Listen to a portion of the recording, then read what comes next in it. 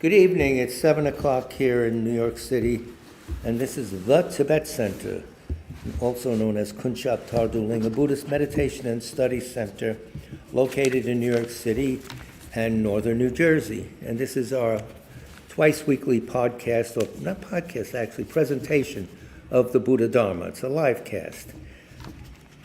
All the prayers we say are on our website, thetibetcenter.org. You go to the FAQ section and you scroll down to prayers.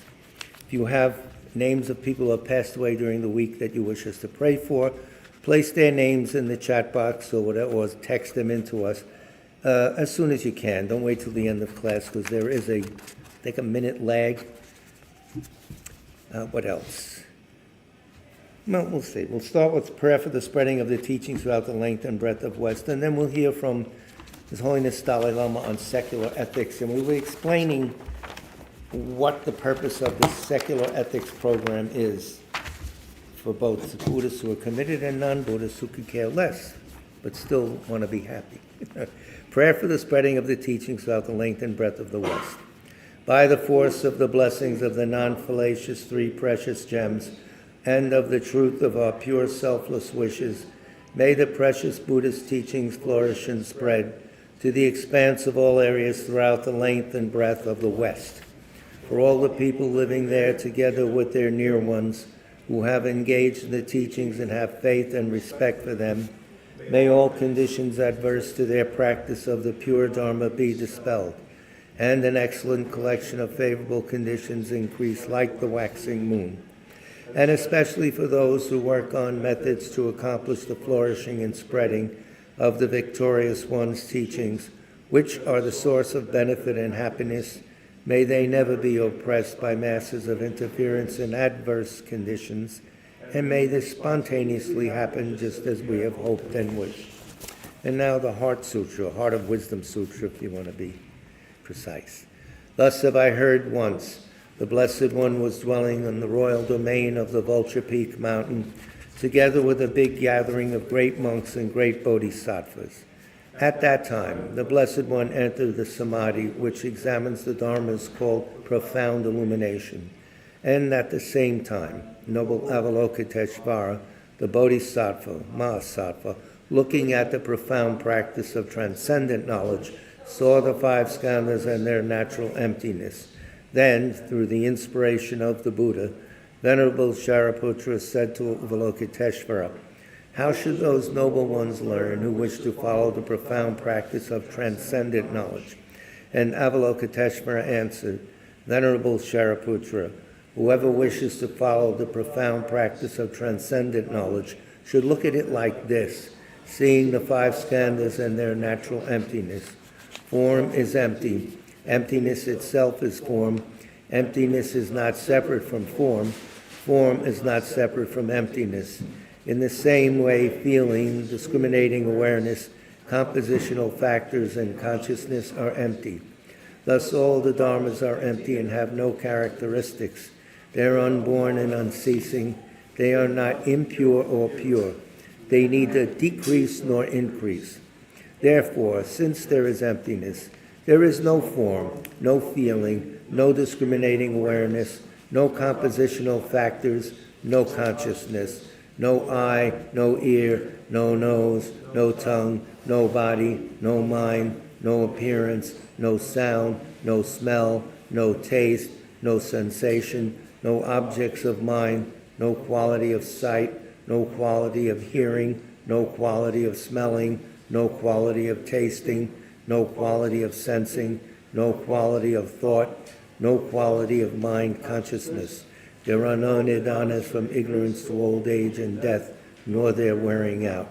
There is no suffering, no cause of suffering, no ending of suffering, and no path, no wisdom, no attainment, no non-attainment. Therefore, since there is no attainment, the bodhisattvas abide by means of transcendent knowledge. And since there is no obscurity of mind, they have no fear. They transcend falsity and pass beyond the bounds of sorrow. All the Buddhas who dwell in the past, present, and future, by means of transcendent knowledge, fully and clearly awaken to unsurpassed, true, complete enlightenment. Therefore, the mantra of transcendent knowledge, the mantra of deep insight, the unsurpassed mantra, the unequaled mantra, the mantra which calms all suffering should be known as truth, for there is no deception. In transcendent knowledge, the mantra is proclaimed, Tayata Om Gate Gate Paragate Parasam Gate Bodhisoha. O Shariputra, this is how a Bodhisattva, Mahasattva, should learn profound transcendent knowledge. Then the Blessed One arose from that samadhi and praised the Bodhisattva Mahasattva Avalokiteshvara, saying, Good, good, O son of noble family. Profound, transcendent knowledge should be practiced just as you have taught, and the Tathagatas will rejoice. When the Blessed One had said this, Shariputra and Avalokiteshvara, that whole gathering in the world with its gods, humans, Asuras, and Gandharvas, their hearts full of joy, praised the words of the Blessed One. And now, refuge in Bodhisattva vow. It's under the heading Generating Bodhicitta. We say these verses 3 times. With the wish to free all beings, I shall always go for refuge to the Buddha, Dharma, and Sangha until I reach full enlightenment. Inspired by wisdom and compassion, today in the Buddha's presence, I generate the mind intent on full awakening for the benefit of all sentient beings. As long as space endures, as long as sentient beings remain, until then may I too remain to dispel the miseries of the world. With the wish to free all beings, I shall always go for refuge to the Buddha, Dharma, and Sangha until I reach full enlightenment. Inspired by wisdom and compassion, today in the Buddha's presence, I generate the mind intent on full awakening for the benefit of all sentient beings. As long as space endures, as long as sentient beings remain, until then may I too remain to dispel the miseries of the world. With the wish to free all beings, I shall always go for refuge to the Buddha, Dharma, and Sangha until I reach full enlightenment.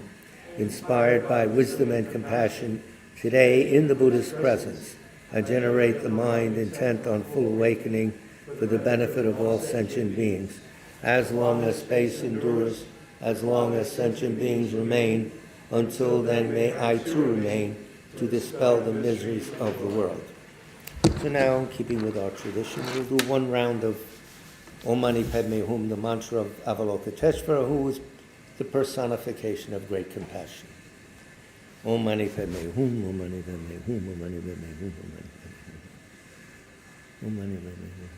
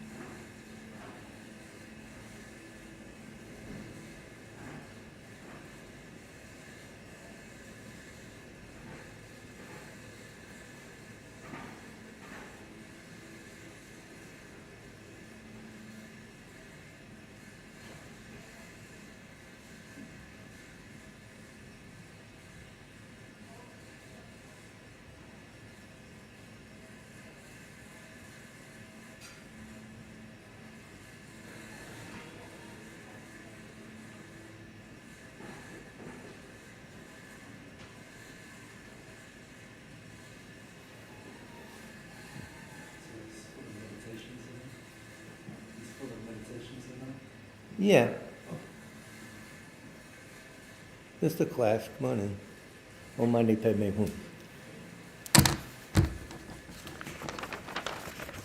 Have a seat, relax. Smoke them if you got them. No, don't do that. This is a class, the Tibet Center is what you wandered into. Buddhist Meditation and Study Center. What? No, it's not Meetup. That's the other room. Yeah. It's on the wall. There's a program on the wall. What's in what room? Yeah, no problem. No, not a problem. We have an all-purpose center here. Even fix your car. No, who knows? Anyway, why is His Holiness embarked upon this program called Secular Ethics, which we try to uphold here. So we're sort of hybrid here. We do some basic talk. Secular ethics are for people who have no religion, not interested in following any one religion, but still there's a need for them to be happy because everyone wants that. So, Konbanwa, good evening. Have a seat, relax.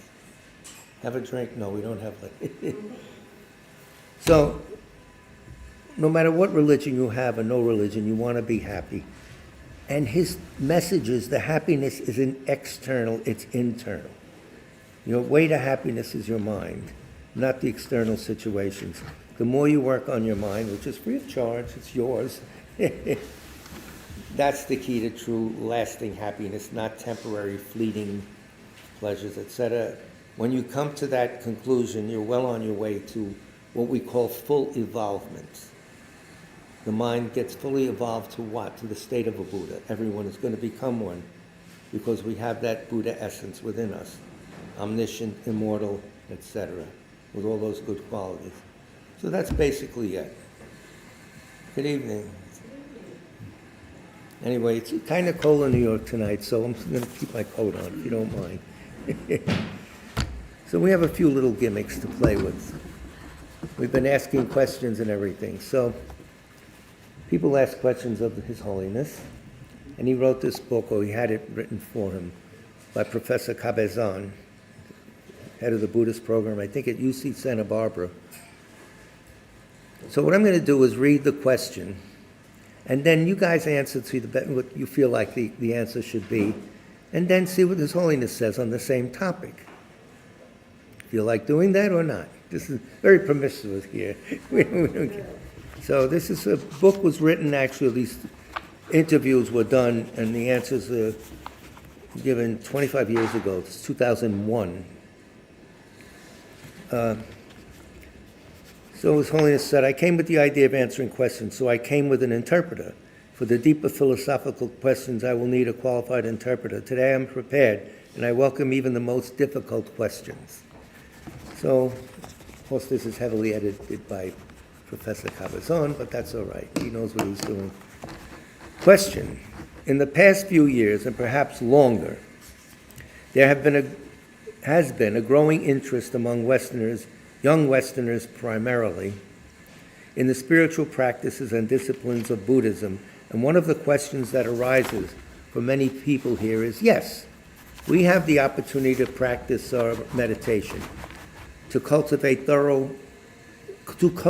through various means our hearts and our mind. Cultivate our minds, cultivate our hearts by various means. But when we go back to the West, the society does not always seem sympathetic.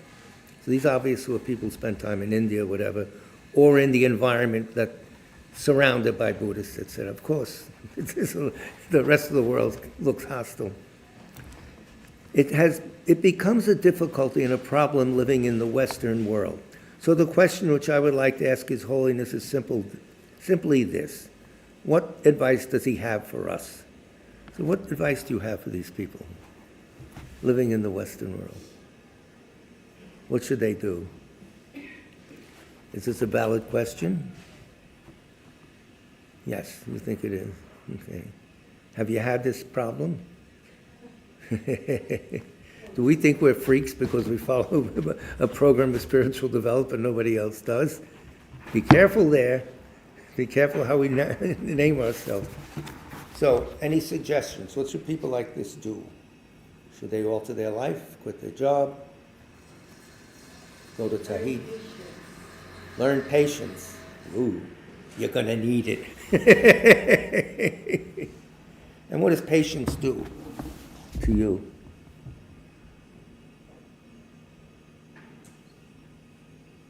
Calms your mind. Yes. Takes the edge off things. Is it easy to develop patience? Come on, give me an answer. No. It's not easy. No. Is it necessary? Yes. Yes. Mm.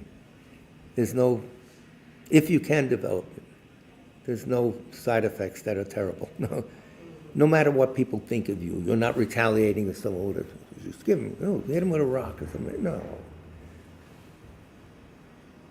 Compassion. Compassion. What is the compassion, we need a special thing. It's the willingness to take suffering from other. Getting frustrated. Yes.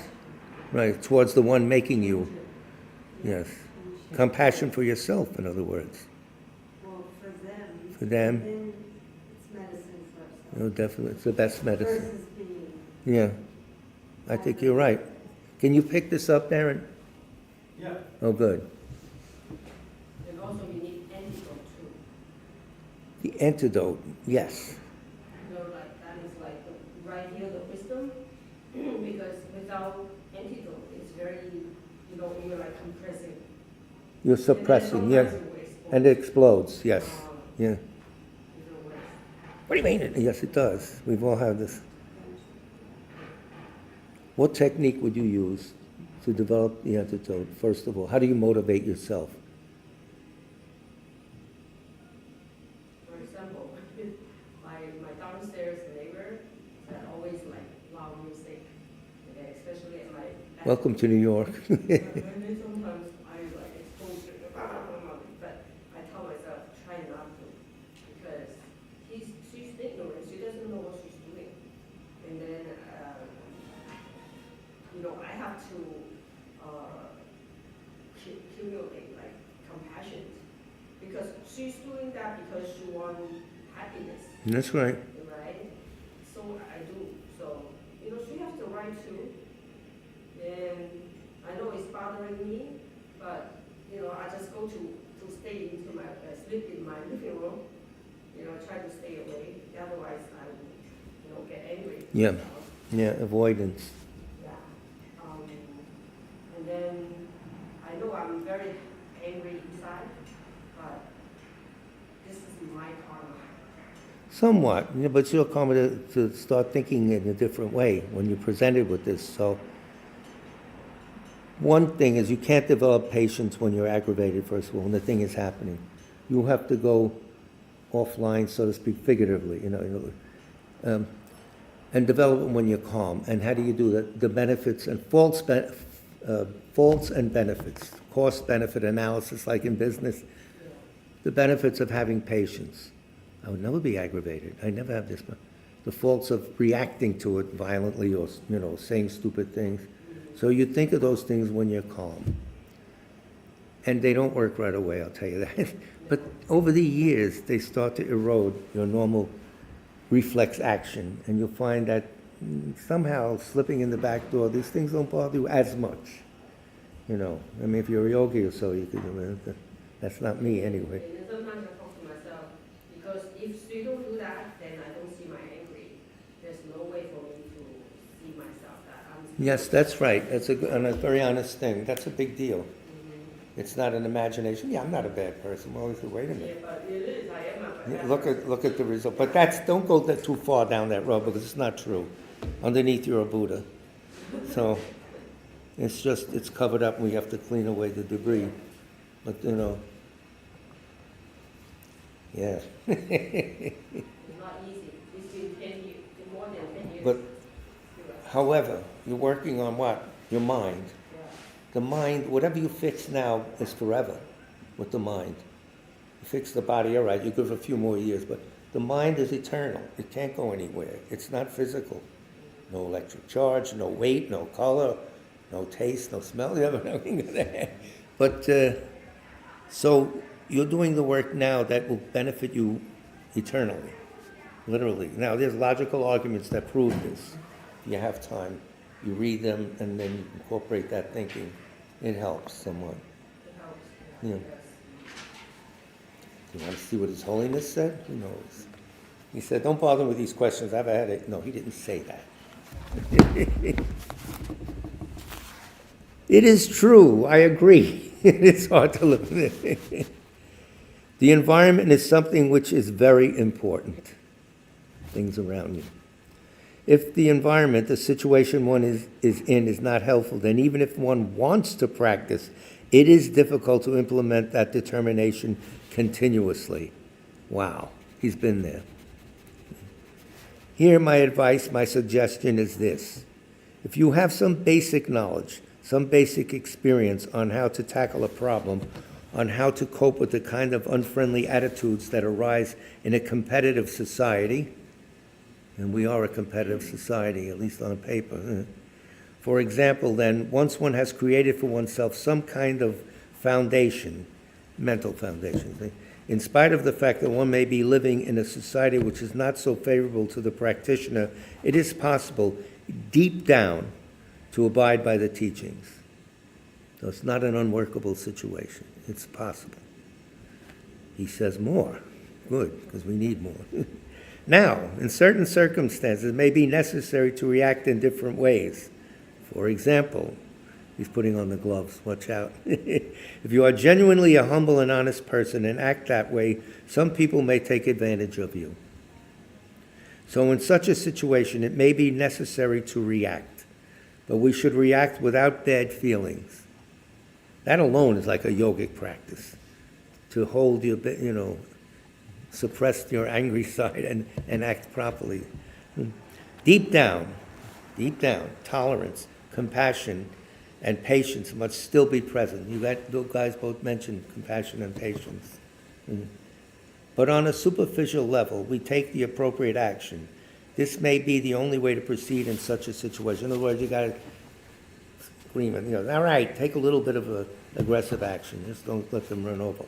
You're overdoing it with this music at 2 o'clock in the morning. When I'm hungover, no, you don't mention that. You keep that quiet.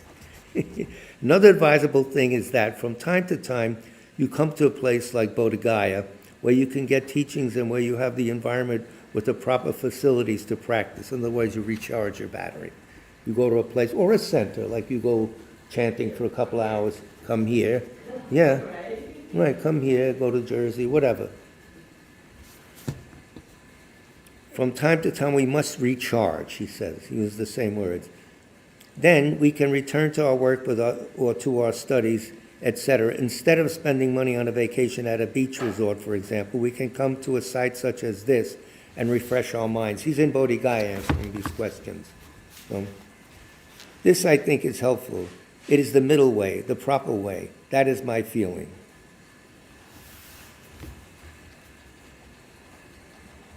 Where can we go? We can go to centers. There should be places. The Jersey Center is very quiet and peaceful there. You can study, you could read. I would like to build an open retreat center. That's a parsonage. By law, it's a certain type of place that an ordained person has to live. Why is that? So then we don't pay the enormous taxes there. The taxes would be $2,000 a month plus, just for tax. So it becomes a parsonage. An ordained person lives there. So technically, you can't have a big gathering there, and you can fit them anyway. It's a residential house. I don't know, you've been there? Aurora's one of the ones that founded the house with us, right? Years ago. She said it has good bones. I remember, this house has good bones. Yes, it does. Some bone spurs here and then, but no. Yeah, so actually bought it from Jay-Z, the rapper. His sister lived there, and then her son died in an auto accident. She couldn't live there anymore, so we got it at a good price. But anyway, that's a little off the side comment. The next question, I don't know if you're ready for it. You want to hear about emptiness? A deep dive into emptiness? Ladies and gentlemen, if there are children in the room, get rid of them. Okay. If a person views the self and other phenomena as being empty of any inherent existence, is it then, in that state, possible for them to take any animate or inanimate phenomena as their object, and through the power of imputation or words, enable the object to actually take on a manifesting role with the qualities which we view objects to have, in other words, to come out its true nature? I'll read the question again. Okay? If a person views the self and other phenomena as being empty of any inherent existence, I'm empty, the tables are empty, etc., and so forth, that's the highest definition of the highest school, Prasangika school, of reality. no inherent existence. All the other schools don't go that far because you have to go to it gradually, not because the other schools are lying. They're all said by the Buddha. So, okay. In that, is it then in that state possible for them to take any animate or inanimate phenomena as their object and through the power of imputation or words enable that object to actually take on a manifesting role with the qualities which we view objects to have? Okay, so he says, His Holiness answers, this is an instance of not properly understanding the meaning of lack of inherent existence. Okay, the question is a little convoluted because the person doesn't understand the basic ground. If we think that emptiness means things cannot function, then with an improper understanding of the view of emptiness, one will have fallen into nihilism. When nothing exists, why bother? Why is that dangerous? Well, I can do whatever I want. Doesn't matter. Nothing inherently exists. I'm going to go crazy. You do whatever you have in mind to go crazy. So we'll go there. So, because one has failed to reconcile emptiness and the fact that things work, this view is incorrect. Things are empty, but they work. And he might go on to say, that is why it is said that the meaning of emptiness is to be understood in terms of dependent arising. This does that, this affects that, that affects this. Everything dependently arising, which means everything is in cause-effect relationship.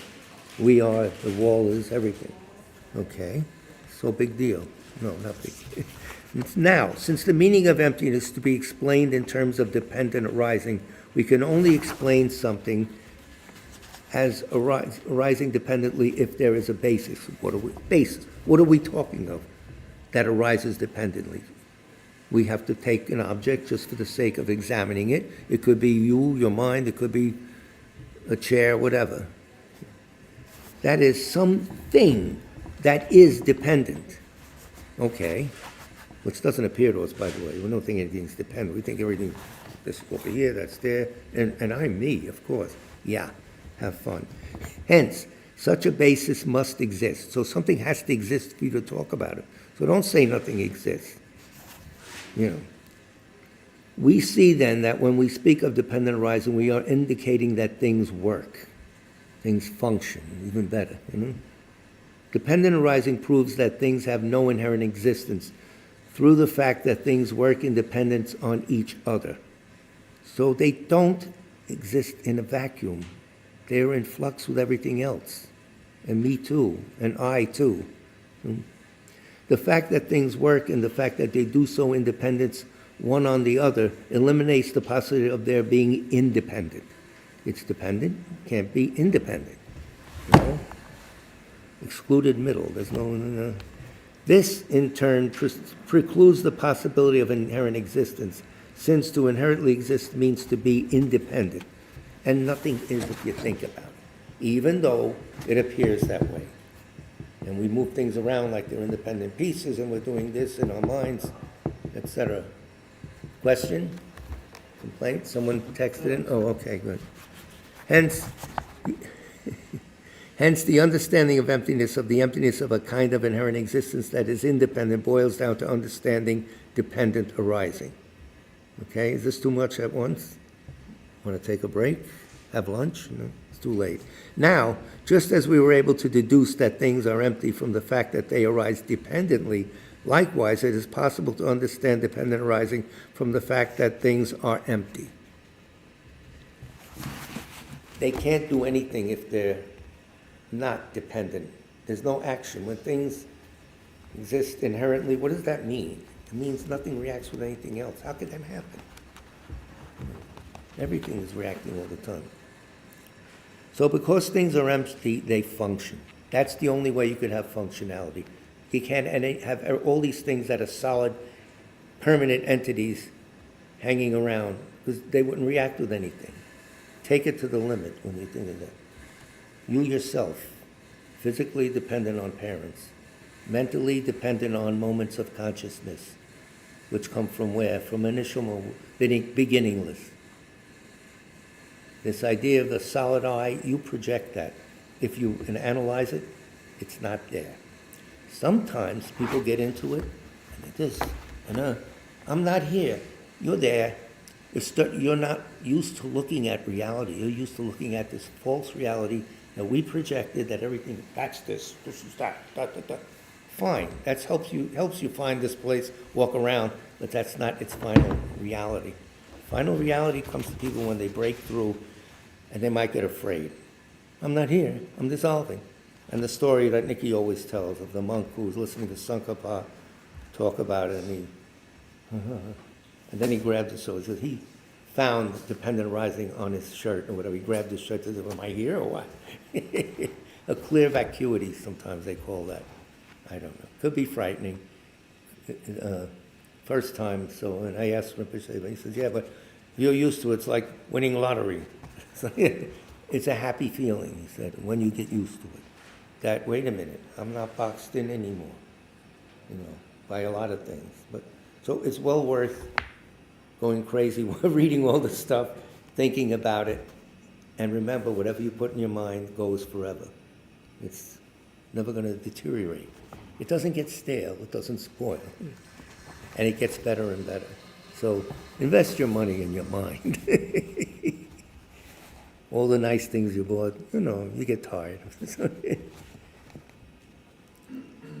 Now, just as we were able to deduce that things are empty from the fact that they arise dependently, likewise, it is possible to understand dependent arising from the fact that things are empty. Okay? If they weren't empty, they couldn't depend, because dependency is interaction. And things that are inherent existence by definition don't interact. They're not in flux. There's no such thing, but we threw that out. This is the world we created. And all of us, unless you're a full Buddha, have fun. Once you know this, even intellectually, the edge is taken off. There should be less anxiety. Better sleep. Strong bones.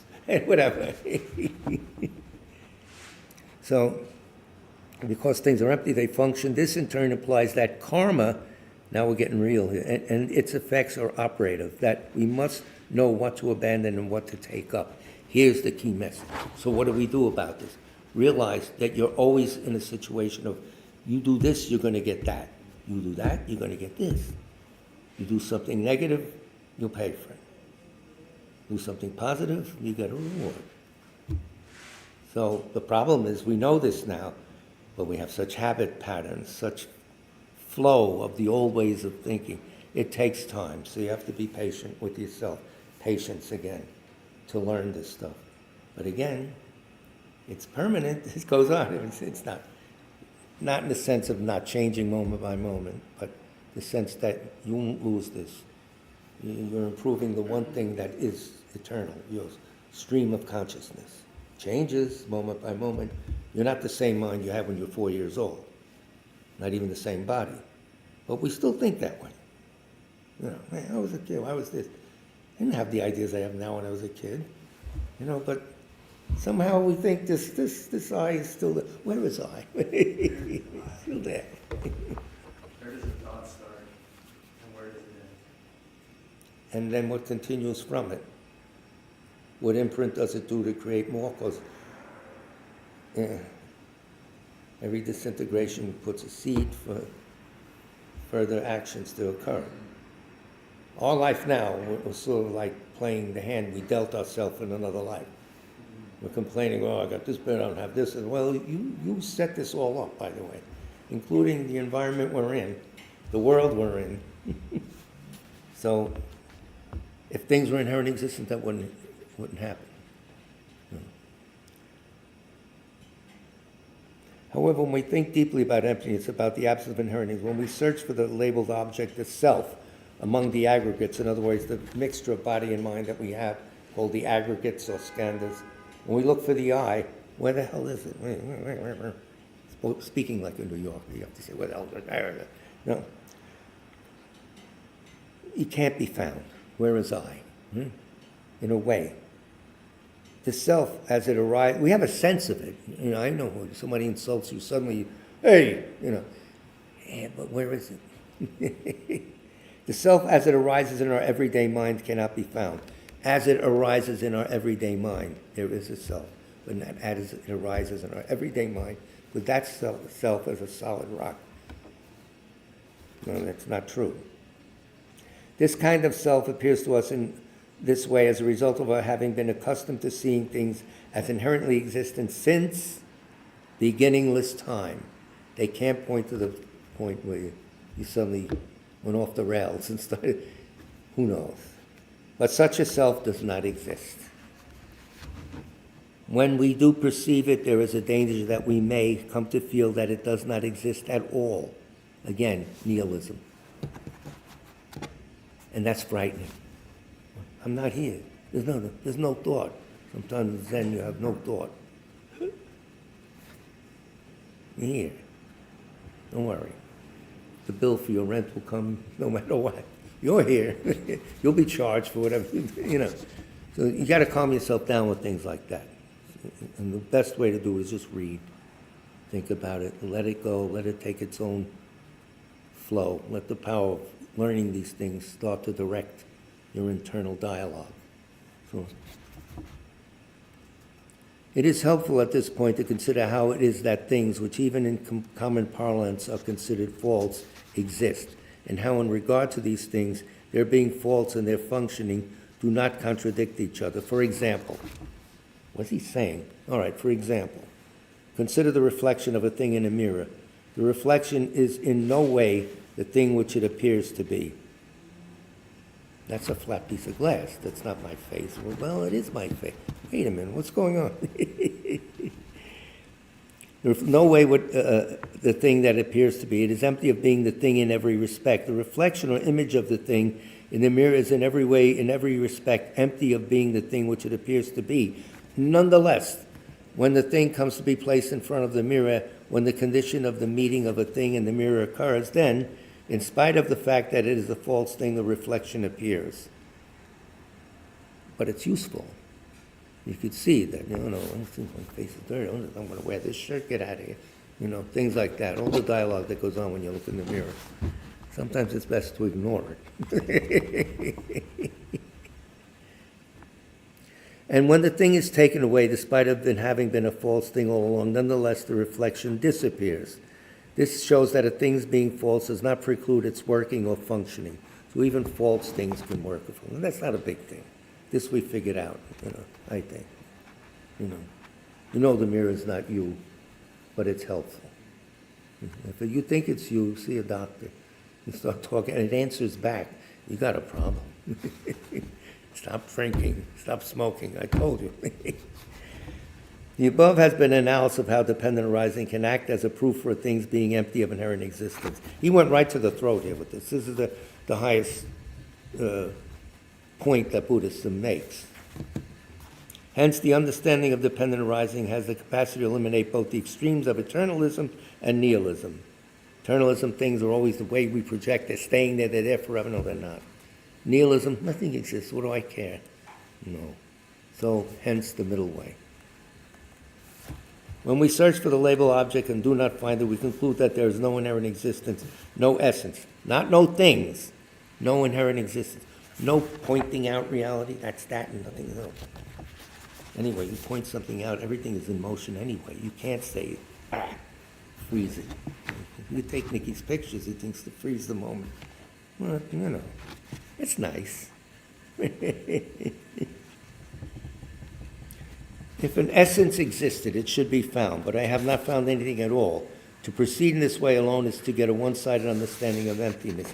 This is not said to be a true kind of emptiness. The true kind of emptiness is the emptiness by a dependent arising. Yes, it's not a solid static thing, but it is a thing and it's in motion with everything else, which means less claustrophobia. The heavy thoughts that come to our mind, almost the crazy thoughts, they don't inherently exist. They're in flow. They're in motion. Wait the damn thing out. Don't react. Things like that. You have to. You know that from hard work. The mental work's hard work sometimes. But it rewards you. You can't lose it once you develop it. And nobody can charge you. This is the view of emptiness that is explained by the Acharya's Buddhapalita and Chandrakirti. It's prasangika, consequentialist school. So, does not make sense to one. If this view of emptiness does not make sense to one, there's no point in forcing oneself to accept it. So, all right, it's a lot of words now and then. No point to force. Hang on, just relax. You just broke the ice. The mind picked all this up. The surface mind, what's going on? The deeper mind that's very intelligent, like the ocean, could be roiling on the surface, underneath, very quiet. And is the ocean that goes like this different from the quiet one? No. Our minds that go crazy and scream and everything, different from the base quietness? No. You got to find it. So I think we can do that. It's not hard. So don't force yourself to accept. Instead, one might find more acceptable the explanation of emptiness of the true existence of the Satantrika school, the lower schools. They were taught for that purpose. So you get used to things. It's not that he's lying. Well, these people could understand this much. I'll give them that. Then they'll develop their mind, and then they say, you know what, I have a question. Oh, I'll give them this, and then that. So all these schools are the word of the Buddha. So don't say that you don't know. You're denigrating the word of the Buddha, spoken for a purpose. How come he got that medicine and I? Because he has an illness you don't have yet. Right? So anyways, a little bit more, that's all. So take the lower schools. Nominally accept that thing exists by virtue of its own characteristics. Yeah. This is that, and that's what it is. Leave that alone for a while. You can't jump into the highest end of the pool where the wave-making machine is in. You have to get used to it. Maybe you don't. Maybe you have good roots from behind, good bones from behind past lives. Some people pick this up and got it right away and go into a state of, realization. Not me. I don't know about everybody else. But so we have the gradual introduction. And it's getting better and better in translation now. When it first started, it was awkward translation. It was academics. Now you have Western monks not only being good scholars, but actually practicing yogically. So you have that combination. It's wonderful. Holiness embodies it. Very good intellectually. And without match yogically. He's a miracle worker. He knows a lot of things. I remember one time we were doing the Central Park thing. Chunglen Rinpoche said, well, it's trouble if it's rain. It's not going to rain. It did not rain. The day dawned a little cloudy, but this one was the first one in 99. Like 100,000 people in Central Park. Chunglen was on pins and needles. His Holiness told me it's not going to rain. And it didn't. I said, well, of course, cynical me said, I don't know. We're just going to bring an umbrella. No, it didn't rain. That's minor, though. Big deal. It's not, but he does have this power that comes from meditation, from realization. So we'll get that. One might find it more adequate to think of things according to the mind-only school. Everything's not really there. It's just a projection, That's another thing. It has a purpose, too. But whatever view one decides to adopt, one must be sure that it is the one which opposes or counteracts the negative emotions and the misapprehension of true existence. So you're on the way of breaking down the normal way of behavior, which hasn't gotten you eternal happiness or bliss or what. But now we hear these things and we've already changed. These words have power. At the same time, it must not contradict the fact that things work, that they function interdependently. I'd never do that. So this is an extremely important point, and we should keep in mind that if we find the first view unacceptable, we should think about the other schools, such as Sotranchika and Chittamatra, as possible alternatives. And the highest one we just can't wrap around. Go back. Study the other. In fact, you have to do that if you eventually evolve to Buddhahood, which we all do, because you have to be able to teach people. You have to know the presentation of the lower schools, the next, to help people most effectively. So if you're a bodhisattva, you have that attitude, you got to learn. It is necessary to come to understanding of emptiness by eliminating the two extremes of eternalism and nihilism. He bangs that point out constantly. And there are two separate means for doing this. The extreme of eternalism, the misapprehended self, is eliminated by reasoning. And it is chiefly one's own experience which eliminates the extreme of nihilism. No, things happen, so it's not that nothing exists. So-and-so said this, and I got very upset. Well, something's existing. It's not like nothing is there. If that, you really believe that, you wouldn't get aggravated. No. So when we are about to meditate on emptiness, be prepared to pinch your hand. If when you think you have understood emptiness, you come to believe that nothing exists, then give yourself a good pinch. Or a Zen teacher, bang, with the stick. It will be that experience which will eliminate the nihilistic view. There's a lot. So we have to digest all this. Hello. What time is it? My phone always craps out at the wrong time. Oh, we have 15 minutes. We'll do a little bit, continuing from this book. If you want to take a break, 2 minutes. Comments? How could things exist? This was called Answers. It's like an ad campaign. You got questions, we got answers. Right here. Available at fine bookstores everywhere. Blah, blah, blah, blah, blah. Yeah, very good. Put together. This Cabazon, I met him once when he was still a young monk. Is it newish or? This is 25 years old. I looked at the copyright. I just found it.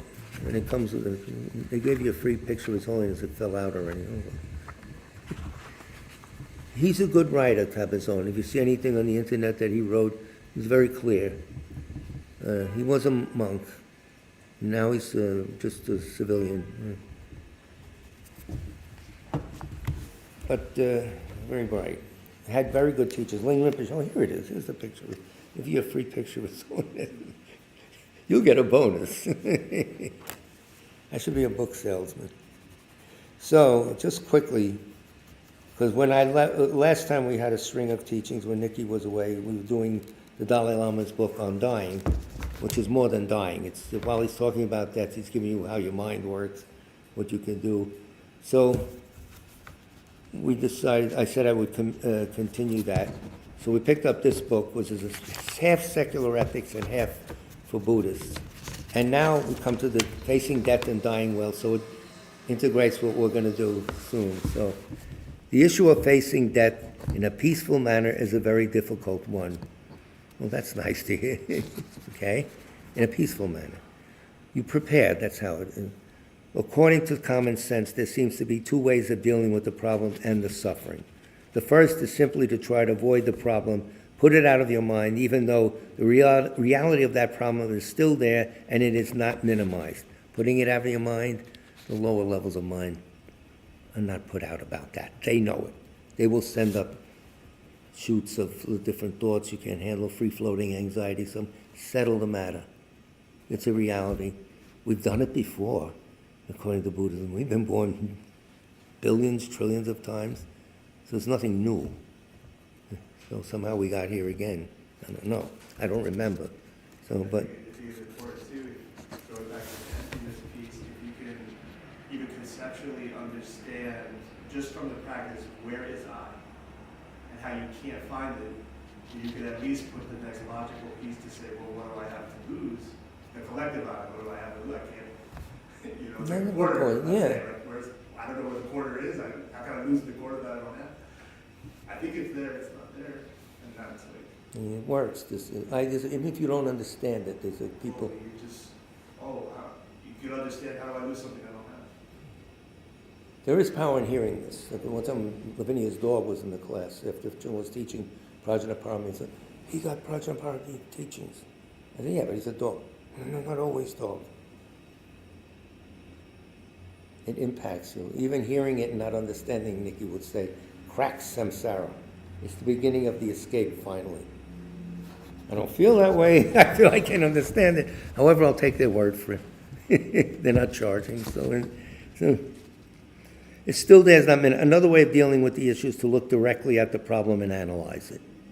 Right now, time of death, no. You don't even have all your faculties, as the gross minds dissolve, which we'll talk about soon.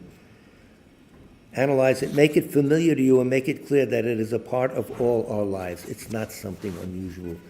We don't want to think about it, we're putting it out of our mind, but we're denying reality. And there's nothing to be afraid of. In fact, if you know what you're doing, the death process can make you a Buddha. Oh, now I'm interested. I've already touched on the topic of the body and illness. Illness happens. It is not something exceptional. It is part of nature and a fact of life. Why? It happens because the body is there. It's not there, it's there. Of course, we have every right to avoid illness and pain, but in spite of that effort, when illness happens, it is better to accept it. I'm sounding like AI. In spite of that effort, you can read an AI recording in the Times or something, they have the misplaced emphasis on words. It's very funny. So anyway, it's better to accept it when you have, why? Okay, so while you should make every effort to cure it as soon as possible, you should have no extra mental burden. Don't add a mental tax on the physical pain you're enduring. I can't walk, I with a headache. I'm always going to have a headache, I'm going to get better, on and on and on. That doesn't help. Take the aspirin and shut up. No, really, no, but don't add the mental component, the physical thing, which is already there. And that's a natural thing that happens. Everyone gets sick. They wouldn't have big hospitals. Nobody got sick. No. As the great Indian scholar Shantideva said, if there is a way to overcome the suffering, then there is no need to worry. If there is no way to overcome the suffering, then there is no use in worrying. That kind of rational attitude is quite useful. We'll do a little bit more. We have what? About 8 minutes. So. Now I want to speak about death. No. Death is the part of all our lives. Whether we like it or not, it is bound to happen. Instead of avoiding thinking about it, it is better to understand its meaning. On the news, we often see murders and death, but some people seem to think that death happens only to others and not to themselves. We've had a lot of news about death over this weekend. It's been from all over the world. On the news, we often see murders and death, etc. That kind of attitude is wrong. That only happens to not us. That attitude is wrong. We all have the same body, the same human flesh, and therefore we will all die. There is a big difference, of course, between natural death and accidental death, but basically, death will come sooner or later. If from the beginning your attitude is, yes, death is a part of our lives, then it may be easier to face. Thank you for your patience. Thank you. No need to do something excellent. What? That's a car. So there are two distinct approaches to dealing with the problem. One is to simply avoid it by not thinking about it, which we all do. The other, which is much more effective, is to face it directly so that you are already conscious of it. Generally, there are two types of problem or suffering. With one type, it is possible by adopting a certain attitude, one will be able to actually reduce the force and level of suffering and anxiety. However, there could be other types of problems and suffering for which adopting a certain type of attitude and way of thinking may not necessarily reduce the level of suffering, but which would still prepare you to face it. So sometimes your attitude could overcome the gross pain, etc. Sometimes it can't. But don't forget, the consciousness is eternal. Our fixing an eye on it is a little weird. We do that just for convenience sake, collect the thoughts, etc. But don't go crazy thinking it's an inherent existent thing. So you can't not exist. I mean, you're going to be around. Thinking you're not exist is nihilism, a dangerous thought, because really panic then. You know. So that's it. We had enough. More music, please? No? So, Christina, you had a chance. You predicted. Had a chance to enlighten the group. Any questions, problems, suggestions? What's this? 3 jewels for. Oh, yeah, Brown University, Sydney, Australia, Rob Reiner and Michelle Singe Reiner. Very sad. You just mentioned about the death and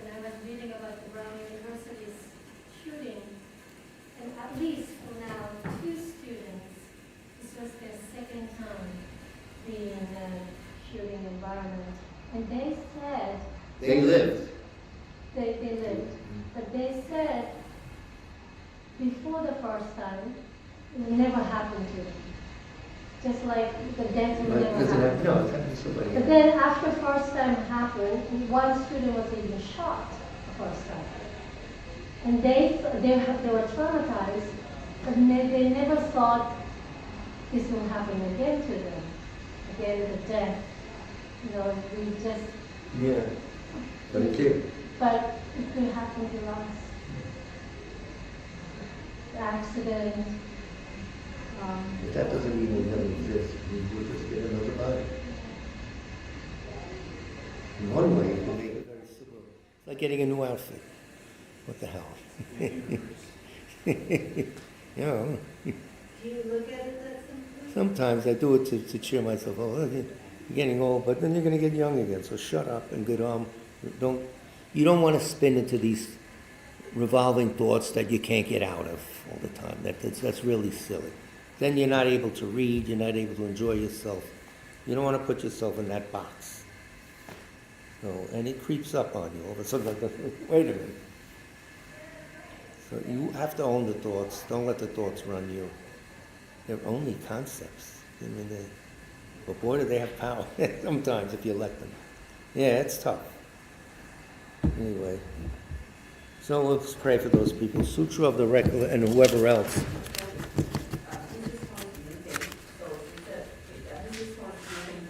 Mrs. Tung?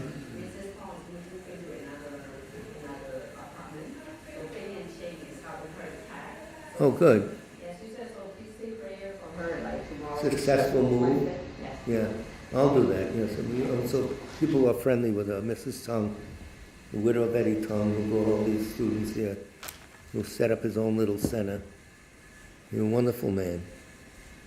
Right? We could talk about Eddie Tung more. Maybe we'll get you to make a talk about it. You or Bing or Ching or whatever. All of you. They have a chanting group. When my wife was dying, she heard their chants. She felt much better. They went on for a couple hours in her ear from their center in Brooklyn. You're in Brooklyn. They're in Brooklyn now. You're in Queens. Yeah. So, recollection of Noble Three Jewels. I prostrate to the Omniscient One. Thus, the Buddha, Bhagavat, Tathagata, Arahat, Samyak Sang Buddha, the learned and virtuous one, the Sugata, the knower of the world, the charioteer and tamer of beings, the unsurpassable one, the teacher of devas and humans is the Buddha Bhagavat. The Tathagata is in accord with all merit. He does not waste the roots of virtue. He is completely ornamented with all patience. He is the basis of the treasures of merit. He is adorned with the minor marks. He blossoms with the flowers of the major marks. His activity is timely and appropriate. Seeing him, he is without disharmony. He brings true joy to those who long with faith. His knowledge cannot be overpowered. His strengths cannot be challenged. He is the teacher of all sentient beings. He is the father of bodhisattvas. He is the king of noble ones. He is the guide of those who journey to the city of nirvana. He possesses immeasurable wisdom. He possesses inconceivable confidence. His speech is completely pure. His melody is pleasing. One never has enough of seeing him. His form is incomparable. He's not stained by the realm of desire. He's not stained by the realm of form. He is not affected by the formless realm. He is completely liberated from suffering. He is completely and utterly liberated from the skandhas. He is not possessed with dhatus. His ayatanas are controlled. He has completely cut the knots. He is completely liberated from extreme torment. He is liberated from craving. He has crossed over the river. He is perfected in all the wisdoms. He abides in the wisdom of the Buddha Bhagavats who arise in the past, present, and future. He does not abide in nirvana. He abides in the ultimate perfection. He dwells in the bhumi where he sees all sentient beings. All these are the perfect virtues of the greatness of the Buddha Bhagavat. The holy Dharma is good at the beginning, good in the middle, and good at the end. Its meaning is excellent. Its words are excellent. It is uncorrupted. It is completely perfect and completely pure. It completely purifies. The Bhagavat teaches the Dharma well. It brings complete vision. It is free from sickness.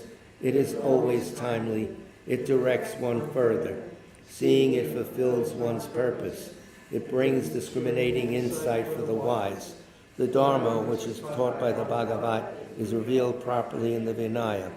It is renunciation. It causes one to arrive at perfect enlightenment. It is without contradiction. It is pithy. It is trustworthy. Puts an end to the journey. As for the Sangha of the great Jnana, they enter completely. They enter insightfully. They enter straightforwardly. They enter harmoniously. They are worthy of veneration with joined palms. They are worthy of receiving prostration. They are a field of glorious merit. They are completely capable of receiving all gifts. They are an object of generosity. They are great objects of complete generosity. The protector who possesses great kindness, the omniscient teacher, the basis of oceans of merit and virtue, I prostrate to the Tathagata. Pure, the cause of freedom from passion, virtuous, liberating from the lower realms. This alone is the supreme ultimate truth. I prostrate to the Dharma, which is peace. Having been liberated, they show the path to liberation. They are fully dedicated to the disciplines. They are a holy field of merit and possess virtue. I prostrate to the Sangha. I prostrate to the Buddha, the leader. I prostrate to the Dharma, the protector. I prostrate to the Sangha, the community. I prostrate respectfully and always to these three. The Buddha's virtues are inconceivable. The Dharma's virtues are inconceivable. The Sangha's virtues are inconceivable. Having faith in these inconceivables, therefore the fruitions are inconceivable. May they be born in a completely pure realm. Now we do 8 verses for training the mind. Got it? One more page. With the determination to accomplish the highest welfare of all sentient beings, who surpass even a wish-granting jewel, I will learn to hold them supremely dear. Whenever I associate with others, I will learn to think of myself as the lowest amongst all, and respectfully hold others to be supreme from the very depths of my heart.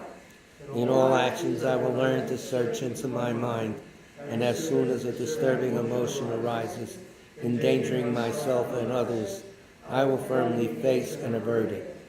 I will learn to cherish ill-natured beings and those oppressed by strong misdeeds and sufferings as if I had found a precious treasure difficult to find. When others out of jealousy treat me badly, with abuse, slander, and so on, I will learn to take all loss and offer the victory to them. When the one whom I have benefited with great hope unreasonably hurts me very badly, I will learn to view that person as an excellent spiritual guide. In short, I will learn to offer to everyone without exception all help and happiness directly and indirectly, and respectfully take upon myself all harm and suffering of my mothers. I will learn to keep all these practices undefiled by the stains of the 8 worldly concerns, and by understanding all phenomena as like illusions, be released from the bondage of attachment. Prayer for the swift return of our teacher, Chungla Rato Rinpoche. Wisdom of all victors gathered in a drop. Soul refuge manifest in the form of the one wearing saffron robes, Guru Lozang Tuguang Doje Chang. Please bear witness here today that our prayers may be fulfilled. We beseech the great torch of doctrine, accomplishing from long ago the vast waves of aspirational prayers, Lord of speech of the Victor Lozang's teachings, spreading them to the ends of the earth by means of explanation and practice. Though holding the commitment, I will invite all beings to be my guest in unsurpassed great awakening, yet you have withdrawn the activities of the form body that serves the welfare of others. Is that worthy of the supreme among beings, the Bodhisattvas? Though impossible for you till cyclic existence's end to abandon your commitment to liberate all beings, we beseech the new son of Nirmanakaya to swiftly return from the realm of Dharmakaya, brought forth by Bodhicitta drawn by 7 steeds. Having reached the far limits of scholarship, religious life, and goodness, please come swiftly as an unrivaled supreme emanation, full holder of the sage's teachings and wish-fulfilling jewel, return as the glory of Lausanne Tempe. Magnificent truth of the three precious jewels, Mahakala, Karma Yama, and Sri Mata Devi, and the ocean of Dharma protectors, may you spontaneously fulfill our wish, the swift blossoming of the reincarnation's fresh moonlight face. So our next Dharma talk will be Wednesday night at the parsonage in South Orange, and we'll be online too, so you don't have to worry. And it's archived, so you don't have to listen at that time. You could listen when you feel like. Whether we have class New Year's Eve and Christmas Eve, they're both Jersey classes, so Monday won't be affected at all through the holidays. We'll have Monday night class. I'm waiting on Nikki's judgment, and I'll ask him what we can do. Can I take pictures of you? Yeah, I can take a picture of all these books. It's the answer. Oh, you So guys, they, yeah, they put the naked, they You don't have help to. him take the text. you don't have to do that.